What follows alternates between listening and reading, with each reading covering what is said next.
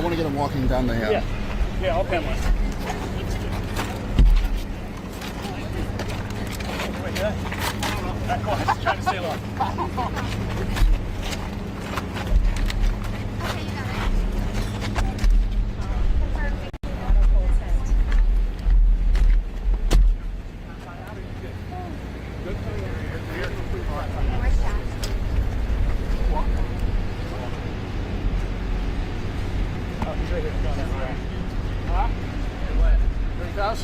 Yes. Oh boy.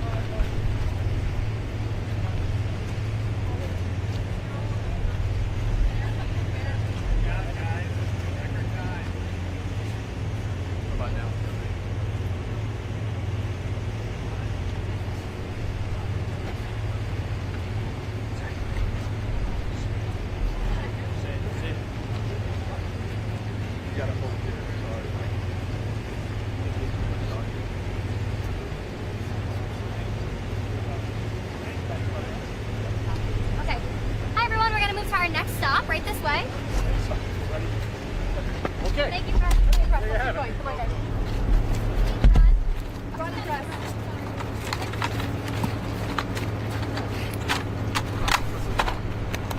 Thank you. Yep, your bag is here. All right, we're not going to miss anything.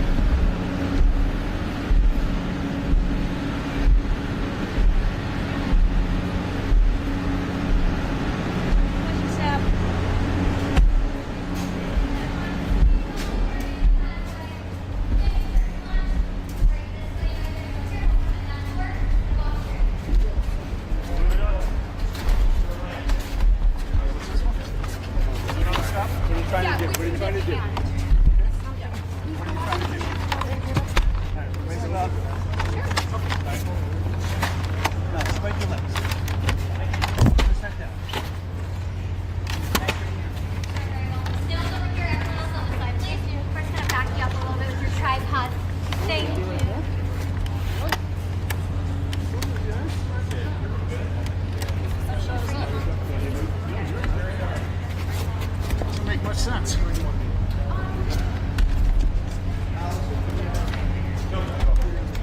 sure why they're there. I'm going up over.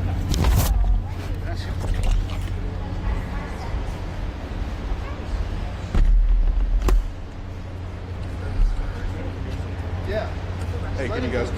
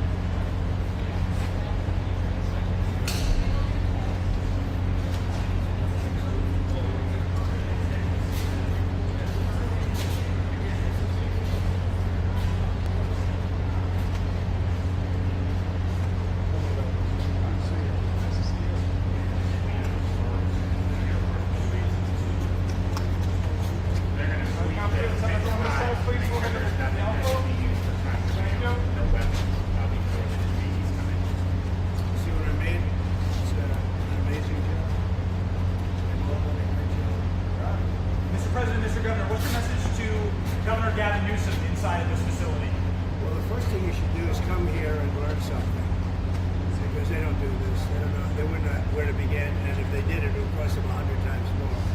So I would say he should call the governor, Christie, and I'm sure you'd give him because his state is a disaster, and he doesn't do this. Well, they have the original Alcatraz, so you guys could approve him being able to set one of these up over there. I'm sure the secretary would be happy to do that and provide some. My sense is he's probably not going to bite on that, but I don't know that they'd be able to come in at cost because they tried to do this high-speed rail. They spent like 150 billion, no tracks. We've got a privately funded rail in Florida from Miami to Orlando, cost the taxpayer zero, and it's very successful. So just a much different approach between states. Hey, Mr. President, when's the first person checking in this beautiful Alcatraz? It'll cost 100 times more than they do. Now, he ought to come here and study this because he could learn a lot. When's the first person checking into the room, sir? Tomorrow. Hopefully tomorrow, within the next 24 They have the hours. doctors, they have all the professionals. There's going to be a security sweep because there have been civilians here, so they will sweep this multiple times to make sure there's nothing can be used as weapons or any contraband. And then once that's cleared, then they'll do. So it's really up to Secretary. I know has got people in the queue, and so they'll be ready to receive. I think our viewers at home should note that this is air-conditioned facility, so if any of the news claims are keeping them out in the hot, humid South Florida, that is wrong. It's probably 62 degrees in here, or 72. Hey, Biden wanted me in here. Okay? He wanted me. It didn't work out that way, but he wanted me in here. Mr. President, what's your expectation what this will do for the speed and force of deportations? Well, a lot of things, and they're both telling me that these people come in here, they want to go home. And they want to go home, so we immediately send them home, where it's appropriate. Now, if somebody's a real killer, we don't send them anywhere. We put them in maximum security. Look, what we inherited from this guy, this incompetent man, and his administration, which wasn't incompetent, it was radical left, lunatic, communist, whatever you want to say. I know most of them. What we inherited should never, ever be forgotten. What they've made us do. This is all because of an open border policy where 25 million people flowed in. From all over the world, from prisons, from all over the world they flowed in. For no reason whatsoever. We had, when I left, we had a very powerful border. We had no problem. He opened it up. Day one, he just opened the border. People couldn't believe it. They were standing there. What are they doing? They said, go in. That's it. You look at the first day tapes. They opened it up and they said, go in. And that's where all of this began. But this is an amazing thing that they've done here. But listen, people don't have to come here. If they self-deport and go home, they can come back legally. We will let them come back legally. And there is a lot of self-deportation. Yes. But if you wait and we bring you to this facility, you don't ever get to come back to America. You don't get the chance to come back and be an American again and work here. So. They weren't with us when the President and Secretary Kevin and I, we went through the intake. So right when you do the intake, they have the information about voluntary departure. They have the ability, obviously you guys are funding that because it's a lot cheaper to do it that way. So even if they get brought to the front doorstep here, they still have an opportunity to just go back voluntarily, and then this way they're How fast does that take from the minute that, let's say they get in here, they're like, hey, I want to stay here, I want to go back to... We can put them on a plane that day and take them home. We'll buy their plane ticket, go home, and then they get the chance to come back legally. If they wait and say we're not going to do that, they can come back legally after a period. Mr. President, you've talked recently about the idea of finding some way to get farm workforce and service sector workforce, and I think you've discussed somehow a program of people leaving on a sponsorship and coming right back. Can you give us a little more detail about that and why, in the view of some hardliners, it's not amnesty? amnesty? Take care of our farmers and hotel workers and various other people. We're working on it right now, and Ron's going to be involved, and you're involved already. So we have a lot of cases where ICE will go into a farm, and these are guys working there for 10, 15 years, no problem. The farmers know. We're going to let's go farmer responsibility or owner responsibility, but they're going to be largely responsible for these people. And they know these people. They've worked on the farms for 15 years, and all of a sudden, so I have a great, Ron does, Christie does, we have a great feeling for the farmer and for others in the same position. And we're going to give them responsibility for people. And we're going to have a system of signing them up so they don't have to go. They can be here legally. They can pay taxes and everything. They're not getting citizenship, but they get other things. And the farmers need them to do the work. Without those people, you're not going to be able to run your farm. Mr. President, you and the governor tangled pretty hard in the 2024 election. You stand here now. I didn't notice. Yet you stand here now as partners on this effort. How would you describe the relationship, and what future does I Governor would say it's DeSantis a have? 10. Excuse me? I think it's a 10. Maybe 9-9, because there might be a couple of little wounds. So maybe it's 9.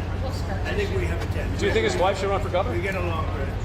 Should Casey DeSantis run for governor? The thing about it is, I endorsed him immediately in January 2024. I raised one of his PACs millions and millions of dollars, and obviously we saved him a lot of money in Florida because Florida was a deep red state. He didn't even have to do a rally in Florida, whereas 2016 and 20, this was like ground zero, and so we've been really happy to do that, and then we worked very well on this and other issues with Florida. You can call him at any time, and he wants to be helpful for governors. I mean, I can tell you that. We did Hurricane Helene last year. You didn't hear from the president at the time then, but with President Trump, we know immediately. You just make the phone call. Can we ask a Gaza follow-up question? I'm sorry, like another thing you inherited. How firm are you going to be with Netanyahu about ending the war in Gaza? Very full, but he wants it to. I will tell you. He's coming here next week. He wants to end it too. We had a tremendous success with Iran. They weren't happy. Somebody said, "When are you going to sign?" I said, "Sign? They are so bombed out." Did you see the report issued this morning? The place was decimated. It'll be years before anybody even gets down there. So that's not a priority. But we'll have a report, and we'll have whatever we want. We'll get whatever we want from Iran. And I think, and I hope they will have a good. They have massive sanctions right now, biting sanctions. It's going to be very hard for them to do anything with those sanctions. And I look forward to maybe there'll be a time when we get along with them and they can rebuild that country. But is there a point where you tell Netanyahu, like, you've got to end this now, you got to strike a deal? Well, he wants to. I can tell you he wants to, and I think we'll have it. I think we'll have a deal next week. Thank you. That's what I think. Mr. President, did you intend to announce your pick for successor to Jay Powell earlier than say, or as early as say the summer or the fall? Will I do something about who it's going to be? Yes. I don't know. Hey, she'd be a good candidate. She'd be a good candidate. Anybody would be better than Jay Powell. No, he's causing us a fortune because he keeps the rate way up. I think it's Trump derangement syndrome personally, but we have a very strong country. We're the strongest country. Look, our country right now is at a level that we haven't seen for 40, 50 years. What we're doing now is nobody's seen anything like it. I told you, I was in the Middle East. The King of Saudi Arabia said to me very strongly, he said, "You know what? A year ago you had a dead country. Now you have the hottest country in the world." We do. We have the hottest country in the world. Thank you very much. I was going to say Syria. We'll be seeing it over the next couple of years. Also, those type of industries. Kilmore, Brago, Garcia, the first to make here.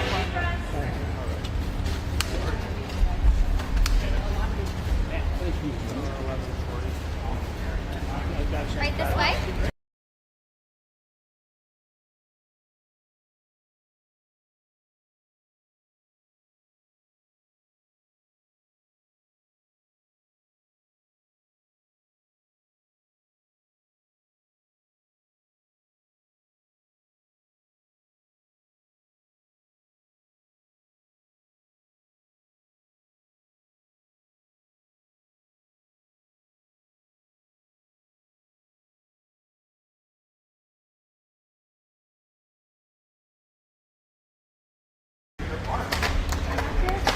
Yeah, I got the bag.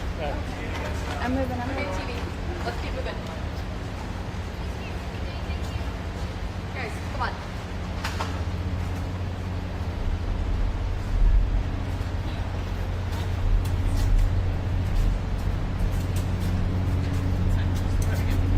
A shot and a half. I'll take a shot and a half.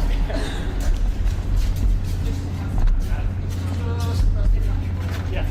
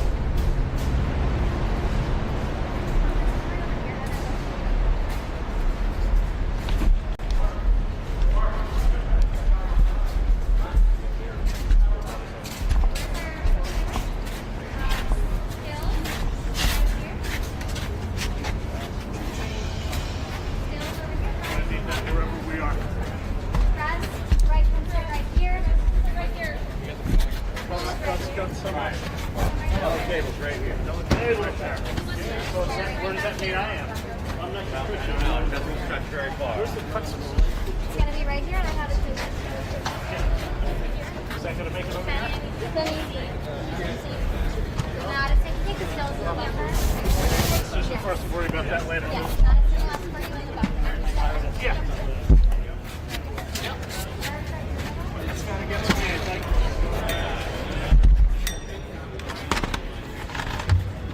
Ladies and gentlemen, please welcome the 45th and 47th President of the United States, Donald J. Trump.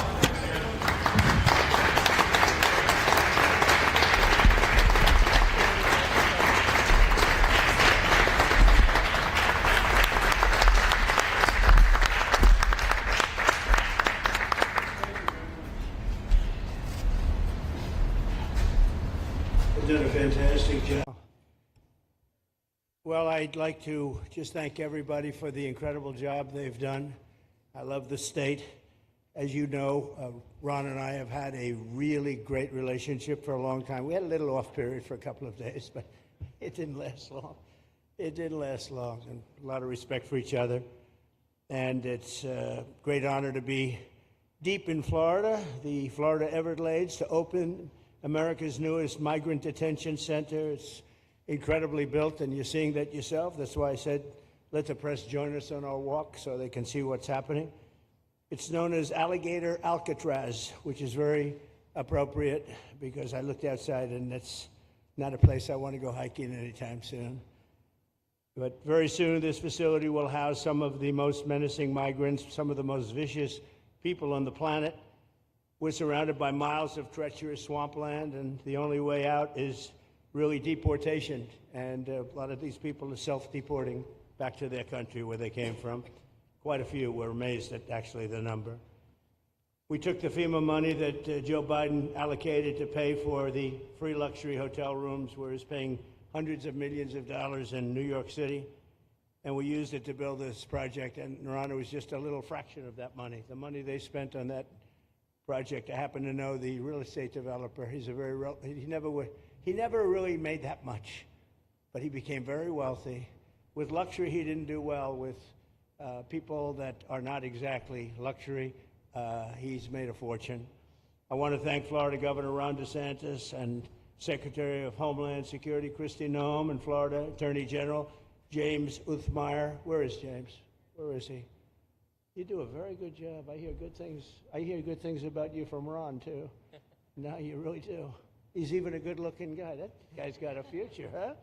Good job, James. I hear you did really, really fantastic. Worked hard. You're like in the construction business for a few days, right? Huh? Congratulations. For all the hard work and to make this facility possible. It's amazing.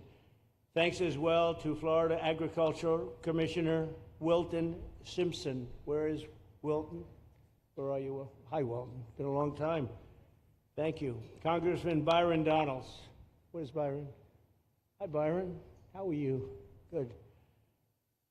Florida Speaker of the House, Daniel Perez. Daniel? Daniel? Thank you, Daniel. Why, you didn't want to sit up here with us, Daniel? Executive Director of the Florida Division of Emergency Management, Kevin Guthrie. Hi, Kevin. Good job. Acting Director of ICE, Todd Lyons. Todd, great job. And Senator Joe Gruters. He is a great guy. Where is Joe? We love Joe. Thank you very much. Thank you. Thank you, Joe. Joe is great. With the help of those incredible Border Patrol agents, we now have the lowest level of daily border crossings ever recorded. As you know, last month, the month of May, just got released 2 days ago, the number of illegal aliens into the United States was zero. Zero. Even I find that hard to believe. That somebody must have gotten in, I think. I don't know, but they say zero. And the people that count them are radical left Democrats. So when a radical left Democrat tells me it's zero, I believe him. But there's still much work to do. In the 4 years before I took office, Joe Biden allowed 21 million people, that's a minimum, I think it was much higher than that, illegal aliens to invade our country. He invaded our country just like a military would invade. It's tougher because they don't wear uniforms. You don't know who they are.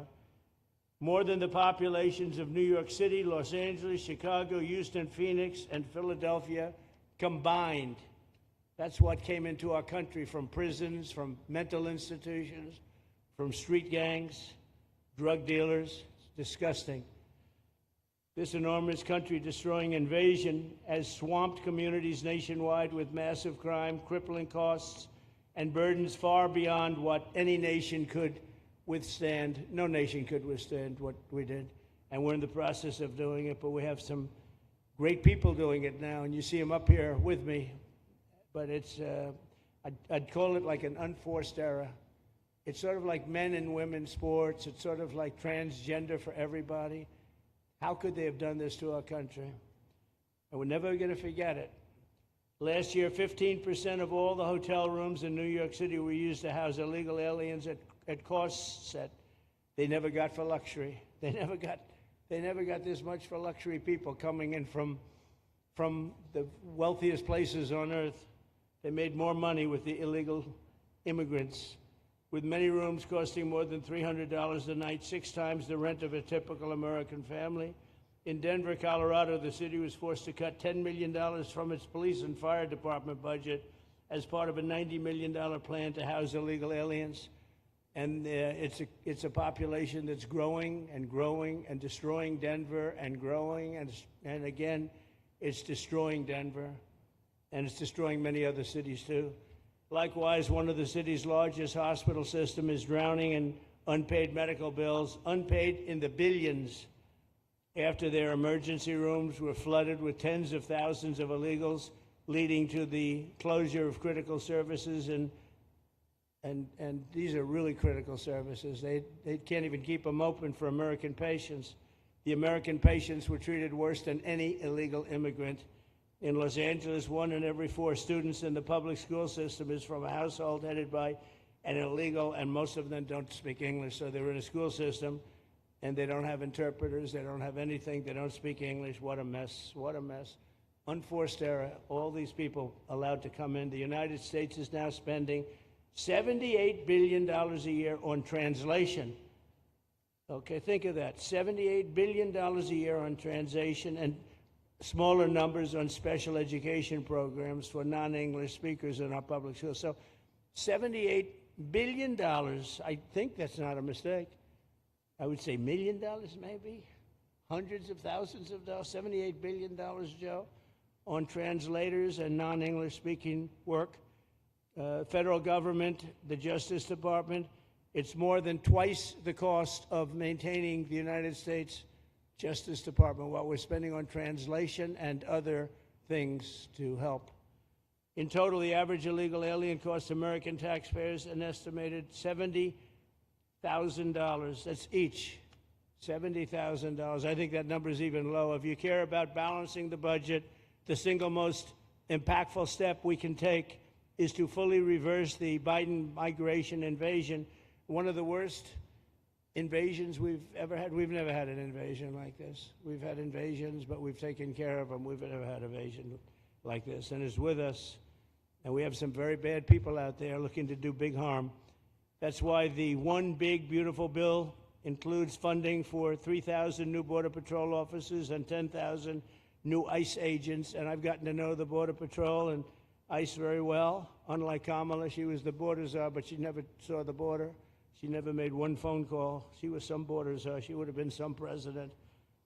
Probably would have been slightly better than Biden, though. I had to run against both of them, you know? The one guy, it's like a fighter. You knock out the one guy who's doing badly, then they put somebody else in. But fortunately, she was a stiff also. Otherwise, I would have been very angry. I would have been extremely angry.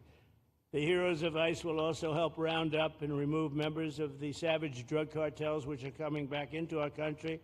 And we got them out. Now some of them came back in. We just got them out again. And that's going to be a vicious cycle.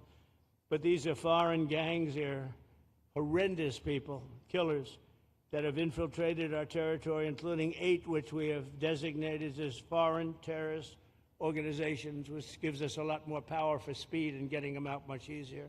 And we had a great court victory, as you know, on Friday that allows us to do what we have to do from the Supreme Court of the United States.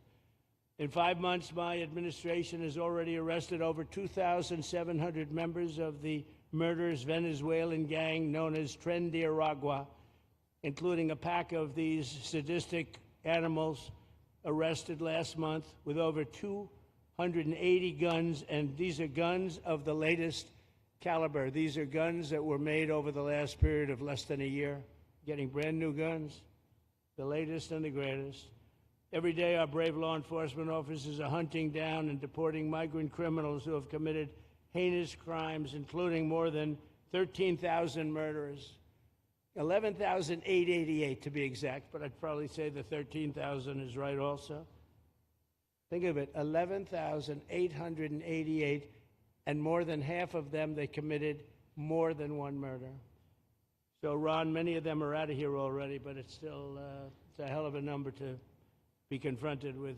Just this year, ICE agents in Miami have apprehended illegals with arrests for murder, kidnapping, rape, child sexual abuse, and arson, people of the worst order. We're getting these monsters out of the United States, out of Florida, out of all the places that they're in. And on January 20th, I signed an executive order empowering governors and state police to be deputized to enforce federal immigration laws, and Ron's already taken advantage of it. It's a tremendous advantage for the states. Most of them are doing it. Actually, the blue states tend not to do it. Even a couple of them have, though. And I want to express my tremendous thanks to the state of Florida for embracing this opportunity and being a true partner. They've worked so well with the federal government. It's been just a beautiful, beautiful partnership. So, Ron, I'd like to thank you personally. You are my friend, and you'll always be my friend. And we may have some skirmishes even in the future. I doubt it, but I will always come back because we just seem to, we have blood that seems to match pretty well. We have a relationship that's been a very strong one for a long period of time, and I appreciate it, very much appreciate it. And also, Secretary Noem, I'd like to say, have you say a few words. You have been unbelievable, the job you've done. You and our favorite person, Tom Homan, have done, and your whole staff, because it's a lot of people, and Tom acknowledges it all the time. He respects you so much. He respects the staff that you both built. And you're really doing one of the great jobs. And it was great that you could work with Ron in Florida so well. Built such a great facility. So please say a few words. Thank you very much. I don't know if this will work. Well, thank you, Mr. President. First of all, I want to thank you for putting the safety and the security of the American people first, and the way that you never lose focus on making sure that America stays our priority and that the families that live here get the chance to grow up and to raise their children in communities that are safe and that give them an opportunity to pursue the American dream. This facility here is a fantastic representation of what can happen when all of government works together and when it's accountable to the taxpayers and to the citizens that live here. The President signed an executive order that allowed us to build partnerships with states and with local law enforcement officers, which is exactly how things should function in this country. More power, more authority given to people locally so that they can take control of their own destiny. And so we have already been working under the 287G program to deputize law enforcement officers, whether they be State Highway Patrol, local sheriff's departments in all of our states, and allow them to go out with our ICE officers, our Border Patrol officers, and make sure that we're getting the worst of the worst off of the streets. We also recognize that as we've been doing that and returning people back to their home countries, that we need detention facilities. We need beds to put them in place so that they can have their due process before they return home. And this facility is exactly what I want every single governor in this country to consider doing with us.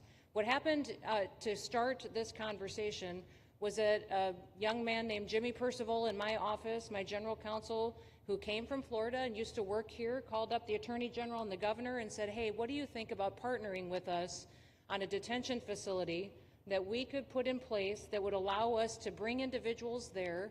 There's an airstrip close by. You guys volunteered the assets that you have and the connections that you have and worked with Kevin extensively so that we could come here, have their due process given, and return them home to their countries. And in 8 days, this facility has been stood up. And I want everybody to recognize that detention facilities that ICE adheres to is a higher standard than is required at state levels, at local Department of Corrections facilities, sheriff's offices. This is a state-of-the-art facility, air-conditioned, isolated though for security purposes, which is very helpful.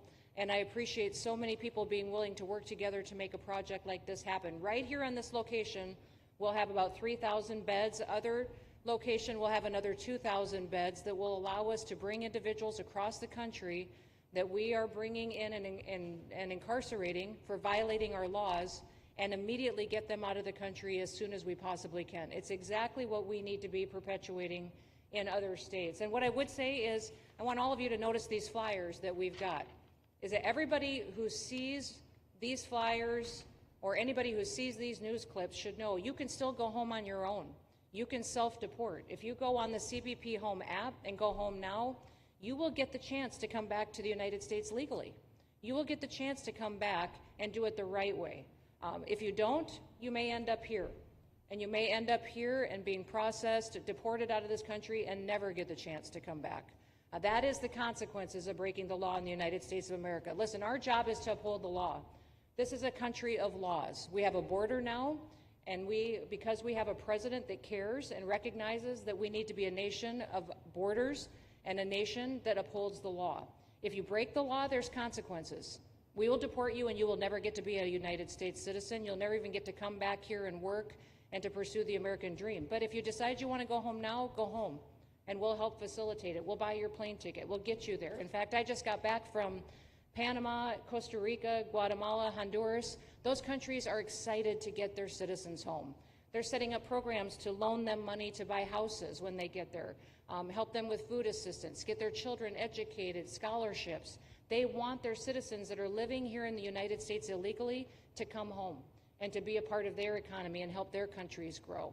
So this is a win-win for everyone, and I just want to end, Mr. President, by thanking our law enforcement officers, by thanking our ICE officers and our Border Patrol officers for what they do every day. They are out on the streets, and violence against them has increased over 500% since Trump has gone back into the White House, because he's upholding the law and because a bunch of liberals, socialists, and Marxists are out there lying about what President Trump is doing.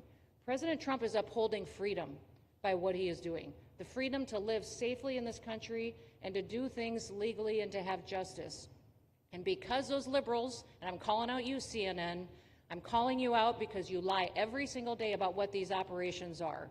We are going after murderers and rapists and traffickers and drug dealers and getting them off the streets and getting them out of this country because Joe Biden let the worst of the worst come in here. The other day I was talking to some marshals that have been partnering with ICE. They said that they had detained a cannibal and put him on a plane to take him home, and while they had him in his seat, he started to eat himself, and they had to get him off and get him medical attention. These are the kind of deranged individuals that are on our streets in America that we're trying to target and get out of our country because they are so deranged they don't belong here.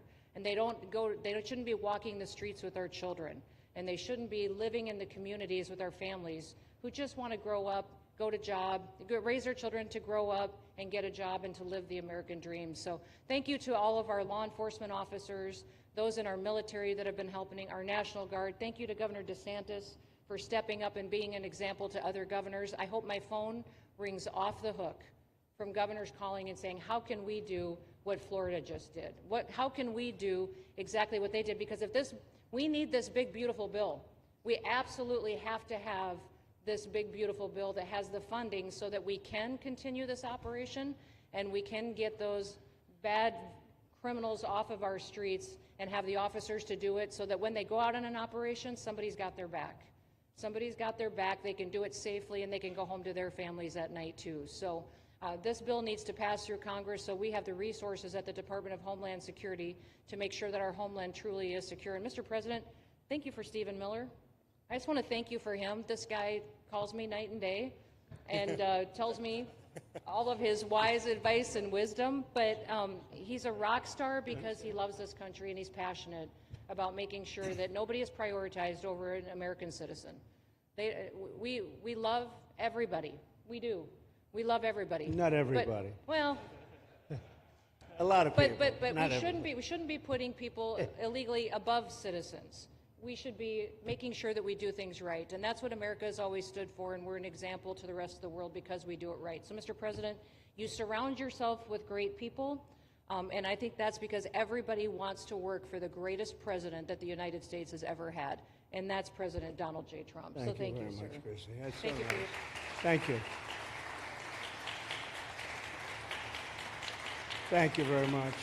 And I have to say that, you know, when Christie's name was put before me, by Tom Homan, by the way, because I wanted him for the border, and somehow I thought I was going to be good in that sort, but he didn't want the upper job. And I said, who do you recommend? Christie Noem. I said, oh, are you kidding? She's great, but she's such a fine, elegant person. He said, sir, she's tough as hell. I said, are you sure? You are tough as hell, I tell you, and you do it in a very nice way, but you are, if you ever saw her ride a horse, she rides a horse like she should be in the rodeo. She's like an unbelievable horse person, and you've done a fantastic job, and Steve Miller would even agree to that, and he likes nobody, by the way. I don't think he likes anybody. And another one we like is Ron, and Ron, would you say a few words, please? Sure. Well, thank you, Mr. President. Welcome back to Florida, and I think this is the first time you've been back since the events of a couple weeks. So just let me say, as somebody that was serving on active duty in Iraq back in the day, we witnessed the number of our troops that were killed or wounded by the Iranians. We know that they're a militant Islamic regime that was hell-bent on getting nuclear weapons, and under Joe Biden, they were about to get nuclear weapons. And because of your strong actions, those dreams and those ambitions have been reduced to rubble.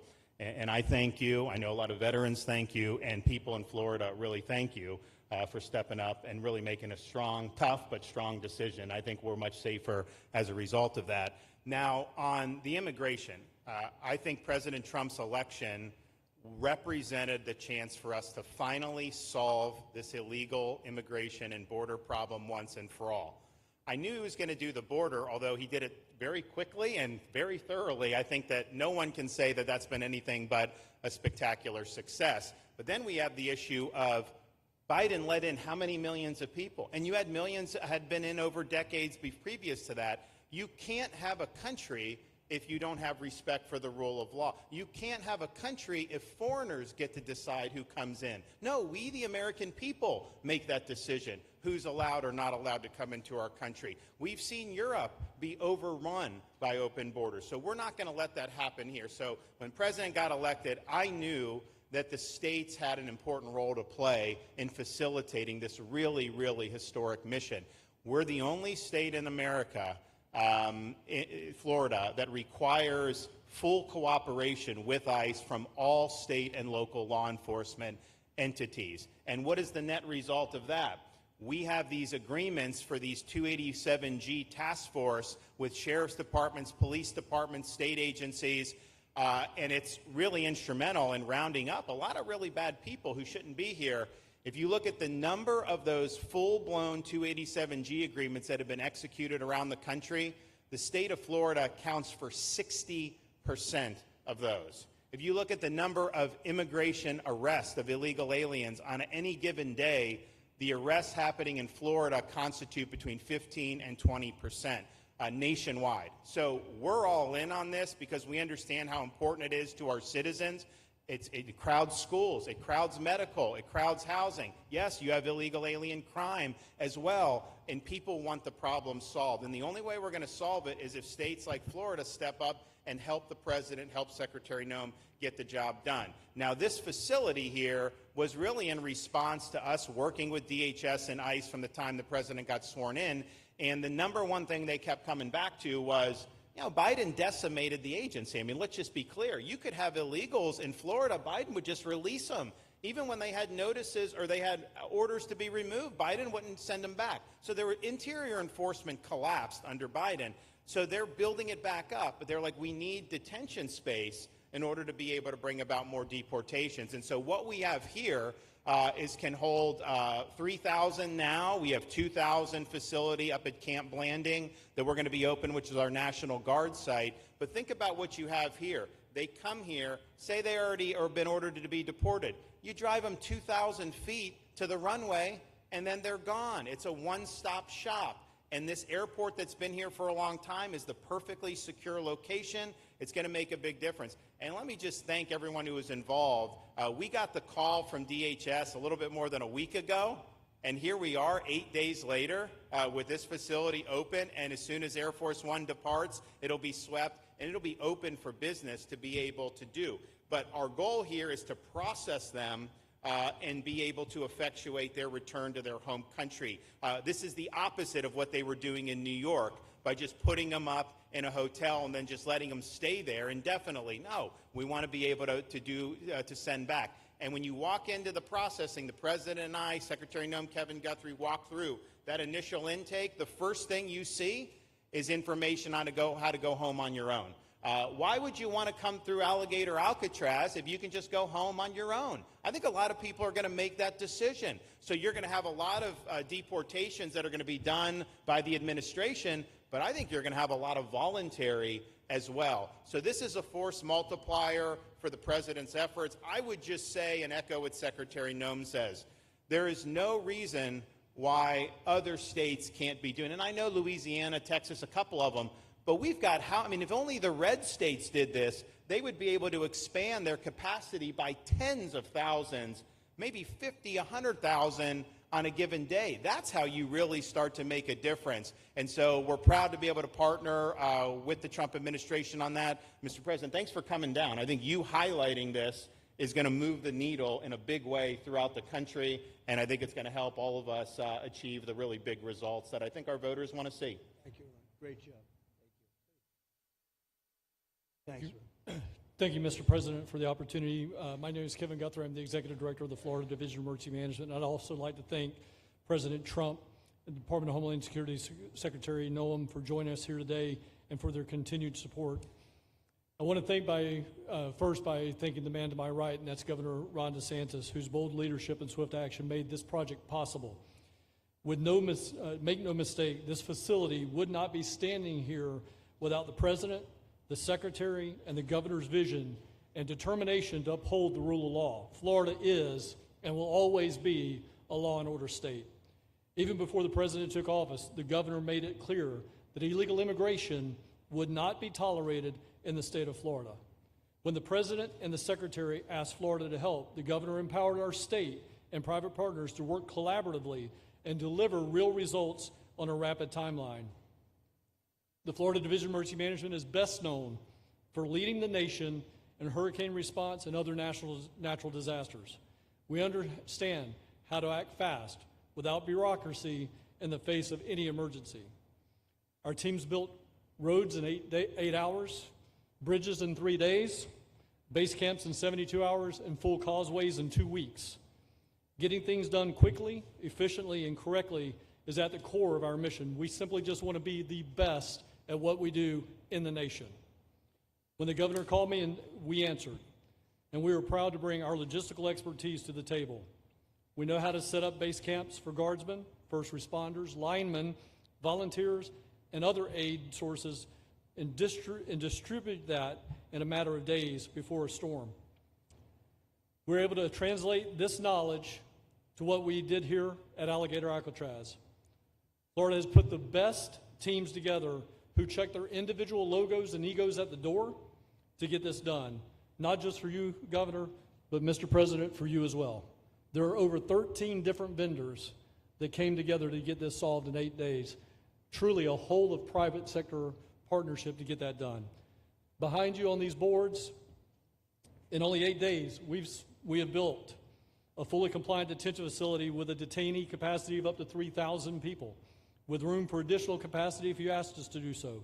The detention facility includes over 158,000 square feet of housing and is a fully aluminum frame structure rated for winds of 110 miles an hour or a high-end Category 2 for those people that don't think that we're taking that into consideration. This is Florida, by the way. Power supply is fully redundant with backup generators in place. We've put a staff village here on site with a capacity of 1,000. Our services are hot meal 3 times a day, 24/7 medical facility, pharmacy, air conditioning, access to indoor and outdoor rec yards, legal and clergy support services, laundry. Our security element is over 200 security cameras throughout the facility, more than 28,000 feet of barbed wire, 400 plus security personnel to include 200 men and women, soldiers and airmen underneath Major General John Haas's command as the Adjutant General of Florida. And it's all surrounded, as you pointed out, Mr. President, by 10 miles of beautiful Florida Everglades. Contingencies, as with all state correctional facilities, we have a hurricane plan. We will not wait for a Cat 2. We will follow our normal evacuation procedures as we do for any other facility statewide in our great state of Florida. We have on-site fire and EMS resources so that we do not we don't burden the locals with any type of response. All in all, sir, this has been a perfect state logistics exercise for this hurricane season. Everything we did here in the last 8 days, God forbid, if we have a hurricane, we're going to do it again. This was a dress rehearsal for us, and we are ready, willing, and able to support you, sir, the governor, secretary, and everything that you need us to do. Just a week ago, it was a taxiway and a runway, and now is a fully functioning facility. We are happy to support you, Mr. President, Governor, Secretary. Fantastic, Joe. Thank you.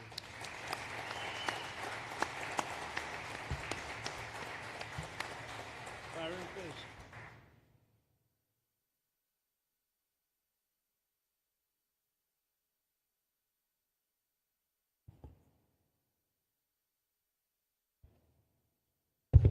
There we go. First of all, Mr. President, we all have to thank you for your leadership and for the mandate that the American people gave you to finally secure our borders and to deport criminal illegal aliens and longstanding illegal aliens out of the United States. That is a mandate given to you by the American people. I know Secretary Noem, Stephen Miller, Governor DeSantis, myself, on behalf of the other members of Congress in the Senate, and of course here in Florida, we are behind you 100% in that mission. To the governor, I really appreciate you and commend you for your leadership on this, taking swift, decisive action to building this facility. One of the things that has occurred because of the work you did earlier this year with the legislature is that our sheriffs are out there every single day. They are arresting these criminal aliens in our streets, and they're seeing some backlog in their jails. So this facility primarily goes to address some of that backlog and then to help us fulfill the mission that the president has led us to. So Governor, thank you for your leadership and thank you for your decisive action on this. It really does mean a lot to all the people of Florida, of course the people of the 19th Congressional District. Secretary Noem, I mean, what can I say? The president's right, you're double tough. So we appreciate all your leadership. You and Tom Homan have been doing a great job. And I'm actually going back to D.C. after this because we have to vote on one big, beautiful bill in the House. We have to get that to the president's desk so we can get you the resources that you need to fulfill the mission that the American people have asked us to do. I totally agree with what Mr. Guthrie has said. This is a logistical marvel when something like this occurs. We've seen Florida Department of Emergency Management answer the bell time and time again. The governor has said we need to accomplish this, and DEM gets that job done. And we had a side conversation about, I know there were some concerns. People were like, well, what happens if a hurricane comes? What happens if this happens? And I looked at Kevin Guthrie and I said, you already have a plan, don't you? And he goes, of course we have a plan. You know that we do. This is what Florida does, Mr. President, and so I want to commend you for your leadership and your vision on this. Governor, thank you for all that you've done with your vision and determination. Secretary Noem, we're going to get the bill done so you get the resources you need. See you, sir. Thank you very much. Oh, thank you. Wow. Thank you. You know, I'm waiting, listening to these wonderful words, and they are music to my ears, but I was also wondering how we're doing, because I know this is prime time. It shows that I care about you, because I'm here, and I probably should be there, but we do care. Thank you very much. James, please. We're all happy now, James. Yeah. Well, I can speak on behalf of all of our sheriffs, state law enforcement, our police chiefs. We are going to continue to make arrests, our pedals to the metal, as many as we can. We want to fill this place up. The governor and Kevin have shown they can build bridges in 3 days, so why not some detention facilities? Hopefully there's more to come. And you really kind of were the inspiration for this. We like the idea of reopening the original Alcatraz. I don't know if that can happen or not, but we thought, hey, we've got our own natural Alcatraz in the middle of the Everglades. Great runway, great perimeter, so let's make it happen. In Florida, we walk the walk, and we will deliver for all of you. Thank you. Well, I heard you were responsible for the locational pick, and you cannot have picked a better location. I said, whoever the hell made this choice, I know you're taking a little heat from some environmental groups, but I take it all the time, and that's an honor. But I heard you were very responsible for that choice, and that was a big choice. Thank you very much. Great job, James. Thank you. Do you want to finish over here, and then we'll go over here, and we'll go back and celebrate the big, beautiful bill that you just got passed. You sure that's right, Brian? Yeah, all right. Wow, good. He's doing a good job. Right. Wow. Mr. President, first of all, I just want to say how grateful we are that you're back here in your home state of Florida. You've been doing an amazing job, not only at our border, but around the world, keeping this country safe and Americans. We are grateful for your leadership. God had a plan for us, and it was Donald Trump. So thank you for that. As a member of the Immigration Board and as the Commissioner of Agriculture of this state, I've been happy to help lead with the governor and the rest of the cabinet on this issue. We're very proud, Secretary Noem's here today and others, to represent not only the United States in our efforts to make this commitment to keep our citizens safe, but we're going to continue in Florida to remove the barriers to have your vision come true of a safe United States. We're going to get these illegal criminals out of this state, and we really appreciate you and your leadership in this effort. So thank you for being here today. Thank you very much. You're doing a great job, too. Thank you. Thank you, Mr. President. Joe Gruters, State Senator. I'm a member of your Homeland Security Advisory Council, your Vice Chairman. Thank you for that appointment. And thank you for coming back to Florida and everything that you do. Every single day you are delivering on the promises that you promised to us at all of the events you've done throughout the years, but specifically this last campaign. You deserve all the credit for everything, and you are surrounding yourself with incredible people like Secretary Noem, Stephen Miller. And just like your big, beautiful bill here in Florida, there was a lot of commotion about our immigration bill. And we had 3 B's in that: beds, badges, and bad guys. And this goes right along with our beds and the resources. And I give the governor, Ron DeSantis, a lot of credit for stepping up and making sure that we all work together, because at the end of the day, even if sometimes there are skirmishes, as a result of the back and forth, we ended up with a better bill, and we all win. And what we're doing here in Florida hopefully will happen all across the country. Your leadership is amazing. Keep up the great work, and just know that Florida loves President Donald J. Trump. Thank you very much, Joe. Appreciate it for a long time. Appreciate it. By the way, Okeechobee is something that we did together also, and that was a lot of money spent. I hope it was well spent. I know we did a Rolls-Royce job, but it's a lot of money that we spent out there together. And how is it going? You can delegate that to us, because we move faster than the Army Corps. Good. So we will finish that reservoir. Good. If you delegate it to us, I'll get it done and much quicker. Oh, I would do that. Yeah. I'll tell you, let me ask myself permission. Permission granted. Go ahead, get the thing, get it complete. You want to do that? All right, we're gonna go talk to the Army Corps then after this. Good. You can move faster, actually. Please. No, sir, just first on behalf of the men and women of ICE, we just want to thank you for allowing us to do our job again. You know, your vision and under Secretary Noem's leadership, this is what the American people want. And I hope that you see great results of what we're doing out there every day of getting the worst of the worst out of our communities.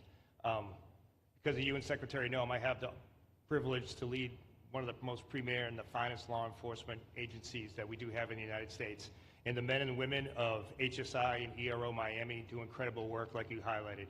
And with the governor in the state of Florida, the partnership in Florida has been amazing. The 287G program is only going to help us to identify all those known gotaways and get the worst of the worst out of the neighborhoods. And through our Homeland Security Task Force, we are going to make America safe again. So thank you very much to both you and the Secretary. Thank you, Todd. Great job. Really great job you're doing. Thank you. Please. Good morning, Mr. President. Hi. Thank you so much for coming. Again, as Garrett Ripp, I'm the Field Office Director for ICERO here for the Miami Field Office. incredible collaborative work we've been doing together, working with the state, working with our local partners. And again, just the 287G is going to open up that aperture and allow us to get those bad hombres off the street and get them into this facility. And we're looking forward to it. And again, just appreciate all your support. Thank you. Always thank you. You've always been so great. Thank you very much. Please. Good afternoon, Mr. President. On behalf of Air Marine Operations, my name is Andres Blanco. I'm the Executive Director for Southeast Region. AMO continues to execute and support your executive orders. Air Marine Operations brings a unique capability both in the air and the maritime domains. And in partnership with our Border Patrol, OFO officers, and ERO, we continue to conduct effective operations both interior, along the border, and along the maritime approaches. Thank you very much. Good job. Good afternoon, Mr. President. Jose Figueroa. I am the acting special agent in charge for Homeland Security Investigations here in South Florida, and our office covers from Key West to Fort Pierce. Tremendous collaboration here with the state and our federal partners. HSI is conducting criminal investigations into TDA, MS-13s that are involved in human smuggling, sex trafficking of minors, and we will continue that effort with your support. Governor DeSantis, thank you very much for this facility. Looking forward to continue the great work. Thank you. Thank you very much. Steve, would you like to say something? Our star. Thank you, Mr. President. I just want to say on a personal note, getting to watch what you've done over the last 5 months to deliver on a 50-year hope and dream of the American people to secure the border. When President Trump came into office on January 20th, the United States had endured the largest wave of illegal immigration in human history. Not just American history, human history. And within just a few days, President Trump, through his strength, leadership, diplomacy, and vision, achieved the most secure border anyone in the world has ever seen. When we recently went overseas to the NATO summit, I had senior staff in foreign governments come up to me and ask me how he achieved the Trump miracle on his border and could that be replicated in their countries. For individuals who don't work in this space, to have 0 successful illegal entries in an entire month should be an impossible achievement. There's a 2,000-mile border with one of the poorest countries in the world, and you have open travel from 150 countries into Central America and South America. There are 2 billion people in the world that would economically benefit from illegally coming to the United States.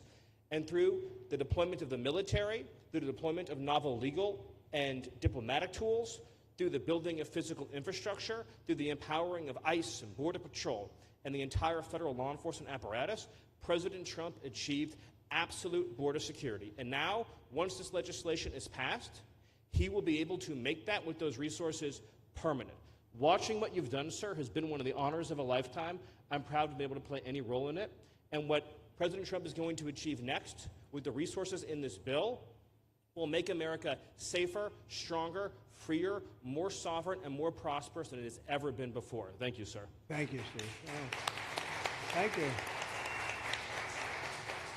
And the bill is going to be great for Ron. It's going to be great for Florida, too. A lot of set-asides for Florida, some of the things that you wanted to do. And so it's great news to hear that it was approved. Do you want to take a few questions, Ron? We'll take a few questions from these. Yeah, please, go ahead. Yeah. Thank you, Mr. President.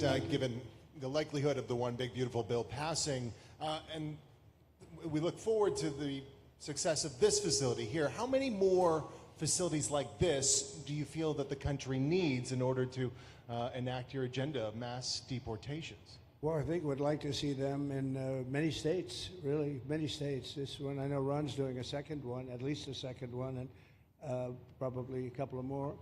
And, you know, at some point, they might morph into a system where you're going to keep it for a long time. You know, it's not that far away from jails that take years to build, and money is spent and wasted. And, you know, like the railway that they have in California that costs like 40 times more than it was supposed to cost. The same things happens with prisons. You look at this in a short period of time, Ron, James, and some of the people that really worked on it along with our people, they did this in less than a week. And you look at it, it's incredible. The incredible thing is picking the site, because the site was one of the most natural sites. It might be as good as the real Alcatraz site. You know, it could be. Well, that's a spooky one too, isn't it? Huh? That's a tough site. But so I think it could last as long as they want to have it. I mean, you may morph this into, you know, your prison system, frankly, which I know you always need, unfortunately. I'd like to say, you know, a little controversial, but I couldn't care less. We have a lot of bad criminals that came into this country, and they came in stupidly. It was an unforced error.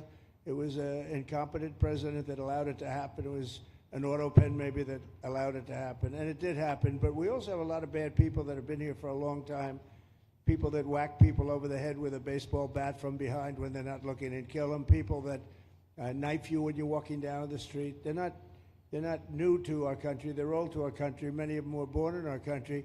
I think we ought to get them the hell out of here, too. You want to know the truth. So maybe that'll be the next job that we'll work on together. But I think getting them out, you know, we forget about them. We had some bad accidents in New York, and they're not accidents. They were done very much in purpose. People being pushed into a subway just before it arrives, going 40 miles an hour, and they're 10 feet away from where the thing is, to get pushed right into the face of the subway train, get whacked and killed. And these are sick people. I'd like to get them out of here, too. Yeah, please, go ahead. White shirt, glasses. Julio Rosas, Blaze Media, sir. A couple months ago, I ran into former DHS Secretary Mayorkas, and I asked him a couple questions about his disastrous handling of the border. He didn't like my questions. But the number one question that I heard from people in responding to my video was, why hasn't he been arrested yet? You know, obviously, you guys are cleaning up the mess that was made deliberately for the past 4 years, and so people want accountability. It's great to see that the border is secured, and it's great to see the state level cooperation. But I guess I would ask you, why hasn't he been held accountable, or anybody really? Well, you know, pardons were given out by to many people, and they shouldn't have been given out. Like the Unselect Committee of Political Thugs was given a pardon because they destroyed all of the information from 2 years of hearings, and they should be arrested, but they were given pardons. Was he given a pardon, Mayorkas? Was he not? I don't believe so. Well, I'd take a look at that one, because what he did is, it's beyond incompetence. Something had to be done. Now, with that being said, he took orders from other people, and he was really doing the orders. And you could say he was very loyal to them, because it must have been very hard for him to stand up and sit up and, you know, talk about what he allowed to happen to this country and be serious about it. So he was given orders. If he wasn't given a pardon, I could see looking at that. In fact, why don't you take a look at it, Kristen? He was impeached, but yeah, it was just a fake impeachment. It was a fake impeachment. Why don't you take a look at it? I think he was so bad. They were all so bad. Look, it was the worst president in the history of our country. We've had some bad ones, but he was the worst president. But somebody told Mayorkas to do that, and he followed orders, but that doesn't necessarily hold him harmless. So take a look at it. Very good question, actually. Thank you. Yeah, please. Go ahead. Mr. President, you and the Secretary have both said that many people have self-deported since you came back into office. Yeah. How many is many, and has the rate gone up? How do you see the tempo of that moving forward going on?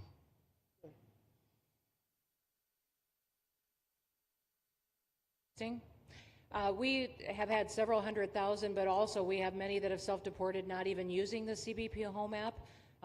When I have gone to these other countries to negotiate security agreements and information sharing on criminals, who's coming and going into their countries, they report that hundreds of thousands have come home that weren't on our radar, that they are coming home on their own and self-deporting because they want the chance to be able to go back to America someday. So we believe it's over 1 million, possibly more than that. I'm asking all of those countries for their information on what they have of individuals that may have returned home, that they have taking advantage of their programs to help them become a part of their civilization again too. So we know it's over 1 million, but we have to, I'm getting more information, and that number will grow.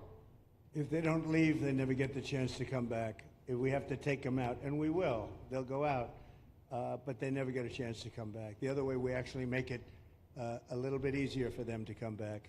Okay? Thank you. Good question. Thank you. The bill is now passed in the Senate, but we are already hearing from some Republicans in the House who say they cannot get on board with the changes that were made to the bill in the Senate. What is your message to those holdouts? Well, I just heard that about the Senate, and the bill just passed, and it tells you there's something for everyone. I mean, it's a great bill. There is something for everyone, and I think it's going to go very nicely in the House. Actually, I think it will be easier in the House than it was in the Senate. And just to be clear, on the Medicaid cuts, you've promised not to cut Medicaid, said this is all just targeting waste, fraud, and abuse. Are you saying that the estimated 11.8 million people who could lose their health coverage, that is all waste, fraud, and abuse? No, I'm not saying that. I'm saying it's going to be a very much smaller number than that, and that number will be waste, fraud, and abuse. And if you look, they took a much more liberal stance on the Medicaid situation than they could have. They had a tough stance and a weak stance. They took not a very strong stance on that to start off, and it's waste, fraud, and abuse, and everybody wants that covered. What number is that? What analysis are you seeing? I'm not seeing a number, but I know it's much less than the number you gave, and we really were very, very cognizant of three things. Social Security, we're going to take care of it beautifully. Medicare and Medicaid, and we are going to save it, whereas the Democrats are going to, you won't have it. They will destroy Medicare and Medicaid, and they have to because their numbers don't work. So it's not going to happen. They're the ones that have destroyed Medicare. They have made it so bad already, they're going to make it a lot worse. But now we'll be in charge, so we're going to have no problem with Medicaid or Medicare or Social Security. Thank you. Yeah. Claire Gall with Wink News in Fort Myers. What is your direction to ICE when it comes to arresting farm workers here illegally, other workers in industries that are pretty critical to Florida's economy? Yeah. Well, we're very much cognizant of that, and as you know, I won the farmers by 92%, and I'm not going to be abandoning my farmers. We were strong on the borders, but we're also strong for the farmers and for others in the hotel industry, et cetera. You know, we have similar situations, and Christy and I, and we'll be working with Ron and a lot of the states. We're going to work something where the farmers can be responsible for some of the people that have, and they have people around for 10, 15 years that they know very well. We're going to put them responsible, and we're going to issue a form of a card or document, and the farmer's going to be responsible for these people. They're not going to have citizenship, but they'll be working, they'll be paying taxes. We need to get our farmers the people they need, otherwise our farmers aren't going to be able to do their land. You know, it was tried once before, many, many years ago, where there was a very strong guy, and he got everybody out, and every farm almost in the country, but every farm in California, every farm in Iowa, almost all the farms went bankrupt. They had nobody to work, and we don't want to have that situation. So we're going to work it. We're going to put our farmers and others in charge of the people that they have under them. They know the people, and I think it's going to work out really well. We're going to take care of our farmer, but we're going to get the criminals out. Okay? Yeah, go ahead, please. Thank you. Mr. President, how do you respond to critics who fear that a 3,000-bed detention center and the waste that could produce will pollute the surrounding federal protected land, including land that both administrations have invested billions of dollars in restoring? Well, I was one of those that invested billions of dollars and hundreds of millions of dollars right here in the Meadowlands, but in the Everglades, and the Meadowlands too in New York. If you look at what we did up there, speaking of the Meadowlands, a lot of places like this, but this is a very unique one. One thing I'll say about this land, we'll be gone 1,000,000 years and this land is still going to be here. It's not going to be much different. You'll have the water moccasins, you'll have the alligators. You may not have people, but you're going to have all those animals. They're going to be around, and you got plenty of them out here. I think it was a brilliant choice, and I think almost anybody in his or her right mind would say this was a brilliant choice. I give the governor a lot of credit for using this piece of land. And in addition to that, it's on top of something that was already developed. It's an airport. You know, you have the runways, you have so it's already been developed. So it's not like you're dropping dirt right into the thing. There was zero movement of that. That was done many years ago because the airport's very old, but it was an abandoned railroad, an abandoned airport. And frankly, it's like perfect. And you can do expansion on this site substantially without doing anything. So the people, I heard them complaining about the Everglades. There's no, I don't think you've done anything to the Everglades. I think you're just enhancing it. This was already here. How long has the airport been here? Decades. Many decades, yeah. And they have, Kevin, all these guys, you know, have a waste plan, like the wastewater gets trucked out, potable water gets, literally, they have, even our DOT has put things up in case there's any seepage, which we don't. So you are literally doing this on concrete that's already here. So I don't think those are valid and even good faith criticisms, because it's not going to impact the Everglades at all. President's been a champion. We've been a champion, really changed the game in Florida on it. I think it's just people don't want to see illegal immigrants deported, and that's their ideology, and they have a right to that. But illegal immigration's unpopular, so they know that they're going to have less effect. So they're going to try, oh, well, no, it's just about the Everglades. But really, I think a lot of those people, they just don't want to see illegals deported, because if you actually hear everyone's here, you obviously know there's zero land that's being disturbed. Well, you know, when we talk about popularity, though, I will say I ran on the issue of illegals, and we have to get them out. And I won 82% on that issue. So I think that they may not like certain aspects of it, but ultimately they do not want them in their country. And if this is a part of a use, but I think from an environmental standpoint, it's incredible. In fact, when we landed that very big, heavy plane today, they came out and checked it fairly. I think they want the president to be able to land on a piece of concrete that's not going to go 6 feet underground. And they checked it. They came back and they said, this thing is really solid. So it's been there a long time. It's going to be here a long time. And it was a great choice of a site. Thank you. Yes, please. Brian, go ahead. Yes, sir. The people of Syria were recently seen on the streets waving American flags, chanting Trump, Trump, Trump. They're so appreciative of the economic sanctions that was lifted on that country, giving them a little bit of hope for prosperity. You want to comment on that? Well, they're great people, and the man that is leading them has a reputation. He was the head of some pretty tough organizations, and a lot of people criticized me for that. I said, well, what are we going to do, take him out of a day school, a country day school? It's going to be, by nature, I would think, Ron, they'll be pretty tough, and he is pretty tough. But I met him, spent a lot of time with him, good guy. I took off the sanctions because if I didn't do that, they wouldn't have had a chance. And Syria has a chance. The people are great. They work hard. They're very smart. It used to be a place of professionals, accountants and lawyers and doctors and high academic credentials in that part of the world. And I think it's going to work out great. I took off the sanctions, and they were very appreciative. They were shocked, but they were very appreciative. We're giving them a chance at survival. With the sanctions, it couldn't have worked. Thank you. Mr. President, your beloved New York City may well be led by a communist soon, Zorhan Mandami, who in his nomination speech said he will defy ICE and will not allow ICE to arrest criminal aliens in New York City. Your message to communist Zorhan Mandami? Well, then we'll have to arrest him. Look, we don't need a communist in this country, but if we have one, I'm going to be watching over him very carefully on behalf of the nation. We send him money. We send him all the things that he needs to run a government. And by the way, they get about 3 times what you get, Ron. If you look at the per capita, Florida gets 1/3 of what New York gets in terms of the numbers. Why don't you give us those numbers? Yeah, well, because that's what we should send him. Yeah, well, like sometimes people say Florida gets more because they count Social Security recipients, but that's not money to the state. Those are seniors that live here. If they moved to North Carolina, you could count it there. So it has no interaction with the state government. They get more in the city and state governments than we get. Right, substantially. We're going to be watching that very carefully, and a lot of people are saying he's here illegally. We're going to look at everything, and ideally.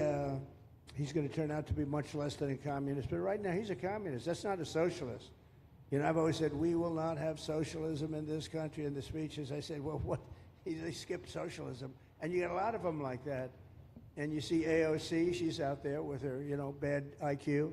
She's out there ranting and raving about how wonderful he is. And look, so far he's winning. He still has a race to win, but so far he's winning, and he has an advantage as a Democrat in New York City. I was there a long time ago, and it was a long time since a Republican won the city, but you would think that a Republican would be able to win. Or you have a good independent running, Mayor Adams, who's a very good person. I helped him out a little bit. He had a problem, and he was unfairly hurt over this question.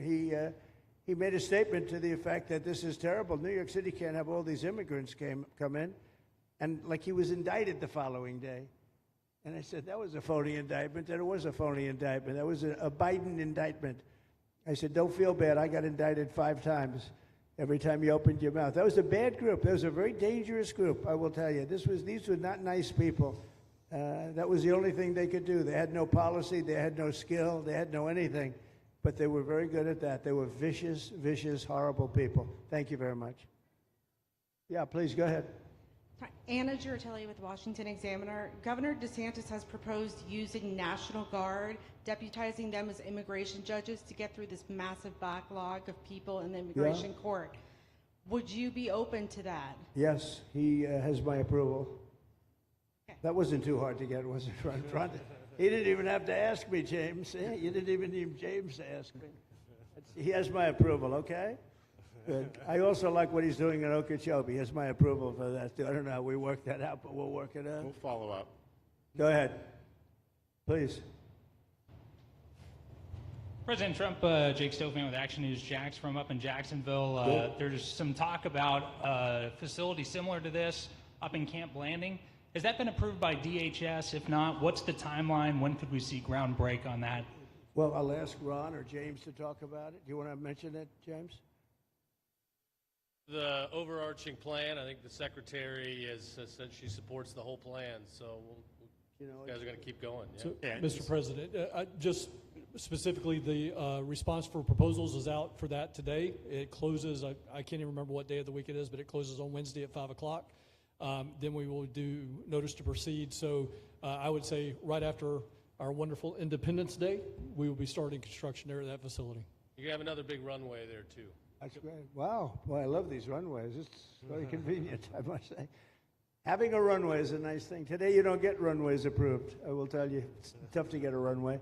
Although in the age of Trump, you get them approved fast. You know, we're approving massive electrical bins, what they call them bins, but big electrical facilities for all of the factories and the AI that's coming in. They're going to build their own electric. They're going to be really. They're going to be made into electrical providers. They're going to have a lot left over. They'll put it into the grid. I think, they're going to end up doing so much. They'll put it into the grid. Won't even cost anything from their standpoint. But so we have a lot of that happening. We get approvals fast. But I was just saying, runways are hard to get, but we'll get them now. But in the past, I would say over the past 30, 40 years, when you can get a runway, that was considered gold. Okay, please, go ahead. Go ahead. Sure.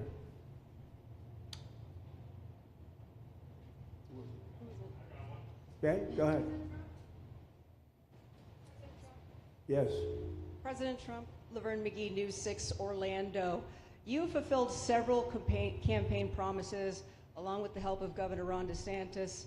What is the next campaign promise that you plan to fulfill to the American people? So we have turned this country around in less than 6 months. And when I was away, and I was telling Ron, I was telling some others, I've said it a little publicly, I guess, but I met a lot of very important people. The King of Saudi Arabia, I was there 2 weeks ago, and Qatar, the leader of Qatar, who's great, and the leader of UAE, who's great. These are very substantial people, very smart people, and good people. And all three of them said essentially the same thing, along with many other people, because I just left NATO. NATO's we took it up to 5%. Nobody can believe that one run. That would be hard, but nobody believes that. What happened in NATO, over $1 trillion a year from like nothing. It was an honor. But every leader said that a year ago, this country was dead. They had no confidence in the United States. They really felt it was a dead country, and it was some bad things were going to happen. But they used the term, it was a dead country, and now they said you have the hottest country anywhere in the world. We're the hottest country in the world right now. And we turned it around fast. I thought it would take longer than this. We turned it around fast. Some of it was psychology, and we had to know how good we were. But others was getting rid of rules, regulations, and all of the things that I got rid of already. I signed more executive orders than anybody in history, times like 3 or 4. And I got rid of just one. I got rid of the other night. You buy a house, they have a faucet in the house, Joe, and the faucet, the water doesn't come out. They have a restrictor. You can't, in areas where you have so much water, they don't know what to do with it. You have a shower head, the shower doesn't, you think it's not working. It is working. The water's dripping out. And that's no good for me. I like this hair I like that hair nice and wet. Takes you have to stand in the shower for 20 minutes before you get the soap out of your hair. And I put a thing in, and it sounds funny, but it's really not. It's horrible. And when you wash your hands, you turn on the faucet, no water comes out. You're washing, the water barely comes out. This was done by crazy people. And I wrote it all off and got it approved in Congress so that they can't just change it, because I did it in my first term. Everyone was so happy. And then one of the first things that Biden did when he came back is he put the restriction on showers, toilets, and sinks. Put this and washing machines. Washing machine, they give you like a quarter of this bottle to do your clothing. And people needed 10 of these bottles. And the people came to me from Whirlpool. They said, we can't make a machine that's competitive. We can't make a machine anymore. It doesn't work. Why? They don't let us use water. Do you have any problems with water? No, we have so much we don't know what to do with it. You know, it comes down from heaven, right? And I approved all of that, the washing machines, the whole thing. The dishwashers, that was the other one. They give you like this much water right up to there to do your dishes. So people, you know what they do? They keep pressing the button. So they end up doing the dishes 10 times. They end up using more water than you would have used if you did it right in the first place. So all of that stuff has been written off. It sounds crazy. It's little things. The straw. I let you go back to a plastic straw. I was tired of having straws melt in my mouth, you know?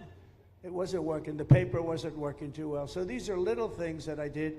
Then we have the big things. We have the biggest things, and that has to do with some of the subjects we're talking now. I think the things we're talking about now are the biggest, because if you don't have borders in this country, borders and good elections, and we're working on that next.